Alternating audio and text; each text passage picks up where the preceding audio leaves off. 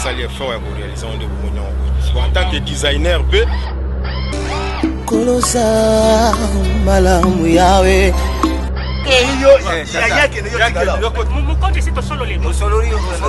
UCPD Bouté TV. Donc bana ya poto. Donc bon s'abonner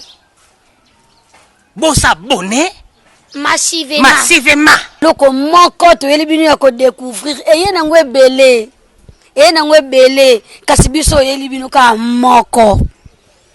ICPD Bouté TV. Merci na bino nyonso balandi nyonso ya ICPD Bouté TV. Bisko se zwa mi bino le bandako, hein? Tu peux bino ba mbote belé. Bongo na pesi bongo le grand prêtre Padou Mandiango na kata Poitiers ba mbote mingi pa na yo. Pourquoi pas na Claude Nzende molongana mama je tout mawete ba mbote belé lisusu mingi ni Anissé mo preso Nzende, hein? Anissé mo preso Nzende na kati ya reine ko ba mbote belé na yo, pourquoi pas na Moule Nzende ba mbote belé na bino. Bongo wapi tokitaki wapi epa yo to kutanaki na ba BDiste, hein? Bazalaki ensemble ba lobli sur ba BD na bango bolanda lolengeni to sololaki na bango. C'est une émission conçue par M. Belay pour promouvoir la bande dessinée et son auteur. C'est quoi la bande dessinée? La bande dessinée, c'est une suite horizontale des dessins qui racontent une histoire et où les paroles et les pensées des personnages sont inscrites dans des bulles. Voilà. Comme vous remarquez sur ma table, j'ai beaucoup de bandes dessinées. Cela prouve à suffisance que la bande dessinée existe bel et bien en République démocratique du Congo depuis des années. Voilà, je ne suis pas seule aujourd'hui. Je suis avec des artistes, des auteurs de bandes dessinées congolaises. Et avec eux, nous allons parler de la bande dessinée congolaise. Chacun de nous dira ce qu'il fait, quel sujet traite-t-il. Et sans plus tarder, j'aimerais inviter M. Roger Belay. Bonjour, M. Roger. Bonjour Judith. Comment allez-vous déjà? Ouais, je vais bien, très bien, bien portant. Malgré le confinement, la Covid, on est là, on est bien. Ah oui, nous tous nous sommes handicapés par cette maladie.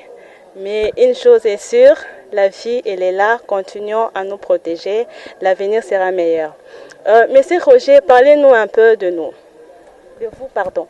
Ouais, moi je suis un BDiste, un scénariste, et puis éditeur.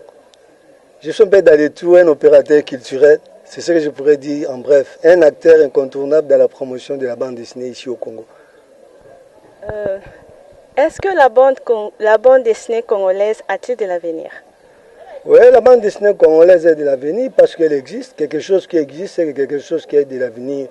Parce qu'aujourd'hui, nous remarquons une grande dynamique des auteurs de la bande dessinée qui se battent sur le terrain pour promouvoir la bande dessinée. C'est ce qui est intéressant et puis pour moi, c'est ce qui me donne encore de l'espoir. C'est ça que je pourrais vous dire qu'à un certain moment, je voulais abandonner, faire autre chose, me lancer dans le commerce ou dans d'autres trucs. Mais quand j'ai vu cette dynamique, cette nouvelle dynamique des auteurs qui sont sortis des beaux-arts et de partout, j'ai dit, wow, vraiment, la bande dessinée est de l'avenir. Aujourd'hui, vous allez remarquer des productions, des talents incontestables, que je manque même des mots pour m'exprimer, pour identifier, pour qualifier ces talents dont nous avons aujourd'hui. Et tout à l'heure, là, vous allez le voir, cette dynamique des auteurs qui nous donne encore de l'espoir, qui nous redonne de l'espoir, et puis qui nous donne encore ce sentiment de continuer à faire ce travail. D'accord, merci beaucoup. En fait, il y a une question que j'aimerais vous poser. Y a-t-il une différence entre la bande dessinée congolaise et la bande dessinée d'ailleurs? Oui, il y a une grande différence entre la bande dessinée congolaise et la bande dessinée d'ailleurs. Parce que la bande dessinée au départ, la bande dessinée congolaise au départ, elle est franco-belge. Parce que c'est en fait, ce sont des Belges qui nous ont amené la bande dessinée et des bandes dessinées que nous avons lues ici chez nous.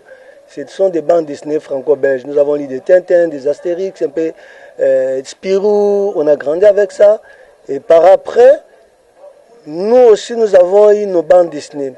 Et cette bande dessinée congolaise, les autres diraient que la bande dessinée congolaise a 100 ans. Elle a commencé en 1920 je crois, ouais. Et puis, il y a ceux qui disent qu'elle n'a pas 100 ans. Mais s'il faut relater cette histoire, la bande dessinée congolaise a commencé. Vous savez, à l'époque, pendant la colonisation, il y avait une revue belge qu'on appelait le Petit 20e. Ouais, il y avait un artiste congolais, il reproduisait les aventures de Tintin. Il envoyait ça, Tintin au Congo, si c'est Tintin chez les soviets, il envoyait à la revue le Petit 20e. Et c'est à partir de là qu'on a eu des repères qu'au niveau du Congo, il y a la bande dessinée, il y a des gens, des artistes qui pourraient aussi, qui travaillent, qui font la bande dessinée. Mais par rapport, on a perdu ces repères jusqu'à ce que les éditions Saint-Paul est venue avec la revue Antilope, scénarisée et dessinée par Albert Mongita, et avec son personnage Mokwa Pamba. C'est à ce moment-là qu'on a commencé à compter l'âge d'or de la bande dessinée congolaise. Et la bande dessinée congolaise aussi a fait son évolution. Et aujourd'hui, nous vivons la révolution de la bande dessinée congolaise. C'est en fait une histoire un peu très longue qu'on pourra raconter peut-être plus tard. Mais pour dire qu'il y a une différence, parce que nous, la bande dessinée congolaise aujourd'hui, elle est faite par des auteurs congolais. C'est différent. À l'époque, il y avait la bande dessinée congolaise faite par des Belges. Mais aujourd'hui, c'est la bande dessinée congolaise faite par des Congolais, c'est tout. Merci beaucoup pour vos réponses pertinentes. Il y a une chose que j'aimerais aussi savoir. C'est vrai, vous avez dit qu'il y a beaucoup de talents ici au Congo. Ça, c'est vrai, c'est une réalité. Mais pourquoi n'avons-nous pas beaucoup de production sur le marché? Oui, le problème de production, ce problème aussi est complexe. Et en fait, depuis longtemps, que nous sommes en train de soulever ce problème. Parce que la bande dessinée, c'est un produit qu'il faut vendre. La bande dessinée, on se limite seulement un art pour plaire. Non, c'est d'abord un produit qu'on peut vendre et que ça peut aussi générer de l'argent au pays. En Belgique, par exemple, la production de la bande dessinée, des recettes des bandes dessinées contribuent à 2, 3, 4% du budget de la Belgique, comme on a dit. Bon, on va vérifier si c'est vrai, mais on a lu ça quelque part. Et pourquoi pas aussi la bande dessinée aussi pourrait aussi contribuer au budget national. Parce que là, maintenant, c'est une politique du gouvernement, une politique culturelle. Depuis toujours, on a dit que des ministres que nous avons, des ministres chargés de la culture, sont des gens qui connaissent moins la culture. Ce ne sont pas vraiment des ministres qui sont là pour promouvoir la culture. Et vous savez, chez nous, les postes ministériels sont toujours des partages politiques, des postes sont des partages politiques. C'est à ce moment-là qu'on peut mettre un médecin au ministère de la Culture, on peut prendre un mécanicien, on le met au ministère de la Culture. Mais pour diriger un ministère de la Culture, il faut un opérateur culturel. Celui qui connaît mieux la culture, qui pourrait faire plus, qui a un plan, un programme pour la promotion de la culture. Mais aujourd'hui, nous n'en avons pas. Moi, je me rappelle un jour, Mutombo Bouch avait dit, on peut fermer la Gécamine, la RDC vivra de sa culture. C'est ça maintenant le problème, il faut avoir des éditeurs. Il faut que des commerçants puissent investir. Mais pour que ces gens-là puissent s'investir dans la production de la bande dessinée, nous aussi les artistes, nous devons convaincre. Leur convaincre que ce que nous avons, notre produit ici, la bande dessinée, vous savez, quand un homme d'affaires met son argent dans une activité, il doit avoir des bénéfices. Et s'il n'en a pas, il sera découragé. Nous devons leur convaincre que s'ils investissent dans la bande dessinée, ils auront aussi quelque chose à gagner. Et l'investisseur et les artistes. Et nous devons, nous aussi, comme les investisseurs ne viennent pas, nous les artistes, nous pouvons aussi investir dans la bande dessinée tout en étant de porter des projets bancables. Là, à ce moment-là, nous aurons la confiance des banques qui vont nous donner des crédits pour lancer notre propre maison d'édition, par exemple des types coopératifs que nous sommes en train de réfléchir actuellement. Bonjour. Ouais, bonjour, maman Judith. J'aimerais que vous vous présentiez vous-même. Dites-nous votre nom, qui êtes-vous, que faites-vous? Bon, merci. Je tiens à me présenter. Je suis Jean-Pierre Loupapa. Jean-Pierre Loupapa, c'est ça mon vrai nom. Je suis Jean-Pierre Loupapa et je suis dessinateur. Précisément, je suis un BDiste, peintre, illustrateur. Merci Jean-Pierre. J'ai seulement une seule question pour toi, parce que je précise, chaque semaine, nous passerons dans chaque atelier d'un artiste où nous aurons à nous entretenir. Et l'artiste nous parlera de son travail. On verra comment il conçoit ses œuvres, comment la BD commence du crayonné à l'impression. Jean-Pierre, dites-nous, quel genre de sujets traitez-vous dans vos bandes dessinées? Bon, personnellement, dans mes BD en moi, souvent plus j'aime exploiter des sujets qui sont premièrement purement congolais.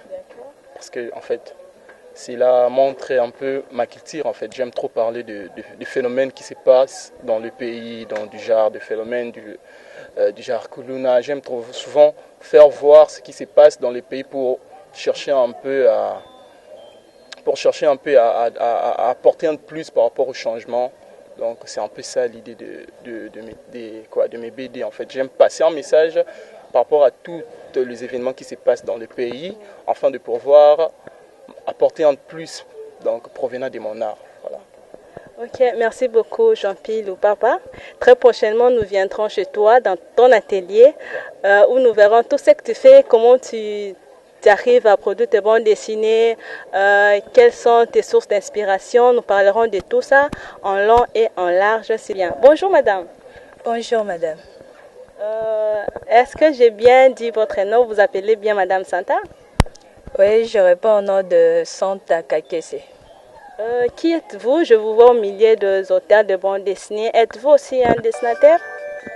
Oui. Oui, je suis parmi les rares femmes BDistes de la RD Congo. Merci. Que faites-vous dans la vie? En général, je suis artiste, précisément artiste BDiste, caricature et peintre. Et quel genre de sujets traitez-vous dans votre travail? Les gens disent que si tu es une femme, tu dois traiter des sujets qui intéressent les femmes. Oui. Mais moi, je suis partout. Je préfère pas rester figée à un seul thème. Donc, je traite toutes sortes de sujets. D'accord. Est-ce que la femme congolaise, la femme artiste congolaise a sa place dans ce monde de bande dessinée? Oui, nous avons notre place. La preuve en est que je suis là, donc j'ai ma place dans ces domaines. Okay. Ouais. Il y a une question que j'aimerais te poser personnellement. J'ai entendu quelque part qu'il y a toujours des différences. Par exemple, s'il y a un projet, il paraît-il que comme vous êtes une femme, votre cachet sera réduit par rapport aux hommes. Est-ce que vous vivez ce genre de situation dans votre métier? Non. Monsieur Harris, nous sommes très contents d'échanger avec vous aujourd'hui.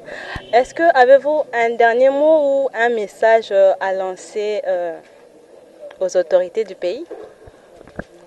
Par rapport aux autorités, je devrais normalement parler de tout le monde, pas seulement les autorités, mais aussi la population. Sur le côté autorité, on aimerait juste une aide venant de leur part, parce qu'on a tant de productions, tant de projets, en tant que jeune artiste, BDiste, mais il y a un problème d'édition et de production. Et sur ce côté-là, s'ils s'impliquaient vraiment à nous aider, ça fera aussi l'honneur du pays. Et ça défendra vraiment notre culture par rapport à d'autres pays. On voit des développements. Et voilà. Concernant maintenant la population, je sais que pas mal de gens lisaient la bande dessinée, mais c'était à l'époque. Aujourd'hui, c'est un peu difficile de trouver les gens en train de lire. Et c'est dommage parce que la lecture augmente une certaine connaissance, parce que c'est à partir de la lecture. C'est pas seulement la lecture, mais ça fait partie des moyens pour faire accroître sa connaissance. Et j'aimerais vraiment que les gens puissent s'impliquer dans la bande dessinée. Ça nous aiderait vraiment à avancer. Vu que ce n'est pas seulement les dessins qui comptent, mais c'est l'histoire. Quand on parle de l'histoire, il y a beaucoup de choses. Il y a côté éducation, il y a des conseils, et il y a des points de vue aussi des artistes par rapport à ce que eux voient sur la vision du monde, par rapport à ce que nous marchons, que devons nous faire. Donc c'est vraiment intéressant de lire une bande dessinée et j'appellerai la population à adhérer dans la lecture. BDiste, graphiste, portraitiste, en même temps éditeur de bandes dessinées parce que j'édite certaines bandes dessinées. Waouh, vous êtes éditeur. Là, vous éditez vos propres bandes dessinées ou d'autres artistes. Dites-nous un peu. Bon, en même temps, j'ai créé une plateforme de magazine où j'essaie de méditer et d'éditer certains artistes. D'accord. J'ai vu une bande dessinée ici. Je reconnais, il est le vôtre. Voilà. Dites-nous un peu de quoi parle-t-il en résumé? En fait, ça c'est un projet en bande dessinée dénommé Awa.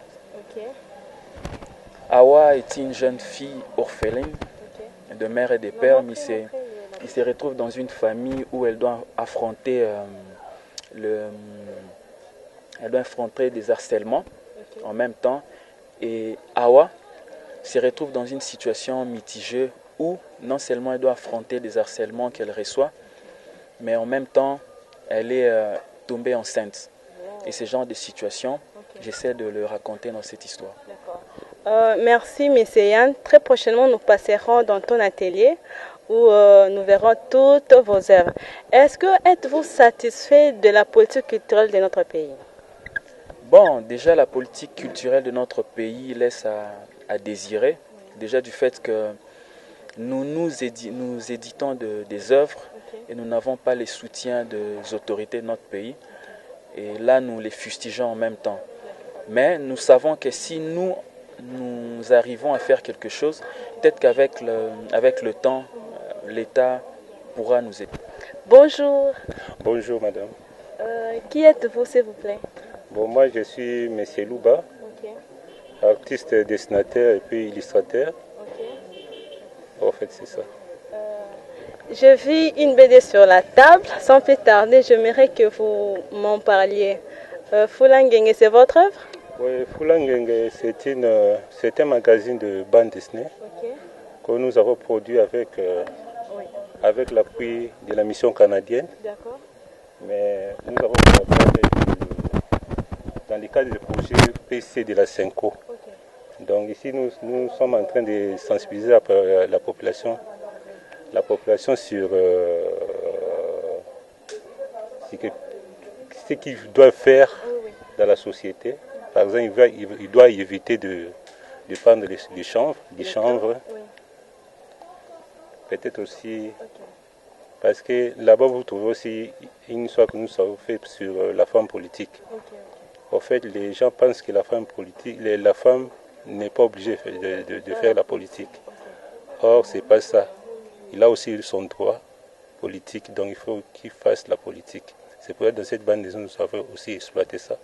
Il y a vraiment plusieurs thèmes que nous avons exploités sur Fulangenge. Donc, si je comprends, vous encouragez la femme à être aussi dans le milieu politique. Oui. Nous sommes tous égaux devant la loi. Nous sommes tous égaux devant la loi. Tout le monde a droit. Il n'y a pas de droit pour les hommes ou de droit pour les femmes. Là-bas, c'est essentiel, mais nous parlons des droits aussi, les droits civiques et politiques des Congolais. Monsieur Louba, est-ce que vous avez un message à lancer aux jeunes qui vous suivent ou à ceux qui aimeraient emboîter votre pas? Oui. Bon, pour moi, d'abord, il faut tout faire pour éduquer la masse. Parce que moi, depuis 2006, j'ai commencé déjà à éduquer la masse sur les élections. J'ai travaillé avec la CENI pendant toute la période des élections. Donc, depuis 2006 jusqu'à 2018, j'ai travaillé aussi avec Counterpack. Dans mon travail de sensibilisation, je dois aussi continuer. C'est pour ça que j'invite aussi les jeunes à faire comme moi, parce que le peuple qu'on a besoin d'être éduqué. Wana bouti kolanda lolenga nini bomoni abediste ndenge ba fandi bazo bongisa projet na bango oyo bazo sala pona ko valoriser oyo kindenge bango moko balobi pourquoi pas na pesa mbote na équipe kitoko la poterie leader na kati ya rende ba mbote belé na bino na pesi mbote mingi na Gelor ka musique ba mbote na Pepita Gardola. Pourquoi pas Mami Kembo Gloria ba mbote belé na tos mbala Mère Gaël m'avait dit là quoi ba mbote Naomi na Pauline Mavinga mbote belé na Lidio Digital na Laval mbote belé Sorel Dalia maman na Gigi Nzende maman na Davila Nzende maman na Junior Nzende yayo mbote yangwana Sorel Dalia talaka yo mbote belé na pesi mbote na Christelle Mbuyi molonga na Fisto mbote na Jeanne Mazuku maman na Paola Muntu Jeanne Mazuku mbote belé na mère Jeanne quoi pourquoi pas na Stegi Matondo pourquoi pas na Dodo Kokote na Dedone Mifile mbote belé lisusu na Isabelle motema ya Edo na Amien mbote belé na Donald Fuku na Ariel Fuku na Bernal Fuku mbote mingi lisusu Mamicho Lufuku mbote belé na Pichu Lufuku Raymond Belge mbote belé na mère Louise Mawete mbote belé na Dio Batuma molongani ya mère Nicole na kata Londres mbote belé na Gabi Sengene pourquoi pas Belvina Mboyo na Rouen mbote belé na Santosi Ozil na kata Orient mbote belé na Bosanité Dona Mouis na Rennes mbote na Israël vrai chéri na Rouen mbote belé lisusu na Prezo Galore ka muziko na pesi famille Mavinga nyonso mbote Arlette vrai chéri mbote Bobila Nzinga Isabelle na Manike mbote pourquoi pas Alice Kadank Mbag mbote belé pa na yo na Thomas Baseke le vrai Camerounais Camerounais qui to quoi sur l'arabien mbote belé pa na yo Bijou Modi moi c'est qui to ko mbote belé Bijou Lufuku mbote belé na Victor Emmanuel na Catherine mbote belé na Niclette Lufuku Gilles Alson Kiwa pourquoi pas aller Massamba na Paris na Bosanité Bibi Motema ya Gilles mbote mingi na Sylvie Mavambu na Imani na Chedo na Londres mbote belé na bino nyonso balandi nyonso ICPD Bute TV biskoni sezwami bino ndenge bo mesana kolanda biso atozana pona bino na bike bo sepele na émission oyo bo tozokuta na lesusu na oyo zolanda mbote belé ciao.